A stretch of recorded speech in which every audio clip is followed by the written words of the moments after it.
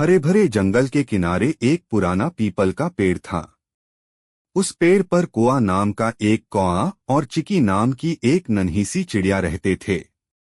दोनों की दोस्ती पूरे जंगल में मशहूर थी। कोआ थोड़ा चुप चुप रहने वाला था, लेकिन चिकी हमेशा चहकती और हंसती रहती थी। हर सुबह चिकी कोआ को जगाने आती। उठो कोआ, सूरज निकल आया है, चलो नदी किनारे उड़ते हैं। कोआ मुस्कुराकर उसके पीछे उड़ पड़ता। वे दोनों साथ साथ अनाज ढूंढते, पानी पीते और शाम को पेड़ पर लौट आते। एक दिन जंगल में बड़ी सूखा पड़ गया। तालाब सूखने लगे, खेत बंजर हो गए और खाने को दाने तक नहीं मिलते थे। कई पक्षी और जानवर दूसरे जंगलों की ओर चले गए। कोआ और चिकी भी भूखे प्यासे रहने लगे। एक शाम चिकी बहुत थकी हुई पेड़ की डाल पर बैठी थी।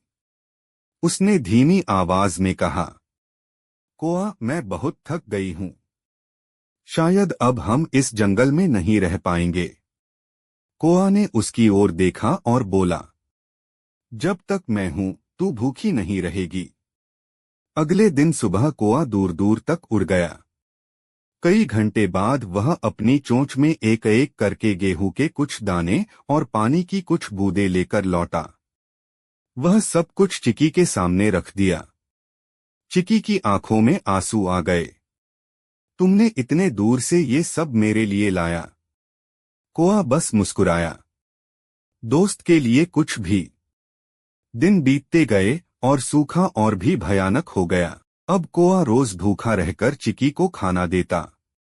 वह खुद पानी की एक बूंद तक नहीं पीता, बस चिकी को पिलाता। चिकी ने कई बार उसे आधा दाना देने की कोशिश की, लेकिन कोआ टाल देता। मुझे भूख नहीं लगती, बस तू ठीक रह। एक दिन चिकी ने देखा कि कोआ की उड़ान धीमी हो गई है, उसकी आंखों में चमक कम है। कोआ, तू ठीक है? उसने पूछा। कोआ ने सिर हिलाया। बस थोड़ा थका हूं। लेकिन अगले ही दिन कोआ कहीं नहीं दिखा। चिकी घबराकर उसे ढूंढने लगी और पेड़ के नीचे पाया। वह जमीन पर चुपचाप पड़ा था। उसके पास ही कुछ दाने और एक पत्ते में पानी रखा था। चिकी ने कांपते हुए उसे हिलाया, लेकिन वह अब कभी नहीं उठने वाला था। चिकी की आंखों से आंसू रुक ही नहीं रहे थे। उसे समझ आ गया था, कोआ